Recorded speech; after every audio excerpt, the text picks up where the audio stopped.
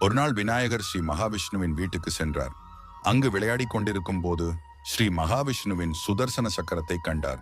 சிறு பையன் என்பதால் அது ஏதோ ஒரு விளையாட்டுப் பொருள் என்று நினைத்து தன் துதிக்கையால் அதை எடுத்து வாயில் போட்டுக்கொண்டார்.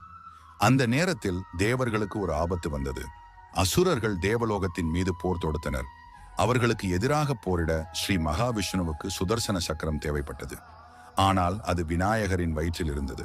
என்ன செய்வது என்று தெரியாமல் ஸ்ரீ மகாவிஷ்ணு பல வழிகளில் யோசித்தார். விநாயகரை சிரிக்க வைத்தால் அவர் தும்மும் போது சக்கரம் வெளியே வந்துவிடும் என்று அவருக்கு ஒரு யோசனை வந்தது. அவர் உடனடியாக ஒரு விசித்திரமான காரியத்தை செய்தார். அவர் தனது காதுகளை பிடித்துக்கொண்டு குனிந்து நிமிர்ந்தார். இதை கண்ட விநாயகருக்கு அது ஏதோ ஒரு வேடிக்கையான செயல் என்று தோன்றியது. அவர் வாய்விட்டு சிரித்தார். அந்த சிரிப்பில் விநாயகர் தும்மினார். அப்போது சுதர்சன சக்கரம் அவரது வாயிலிருந்து வெளியே வந்தது. ஸ்ரீ மகாவிஷ்ணு அதை எடுத்துக்கொண்டு மகிழ்ச்சியுடன்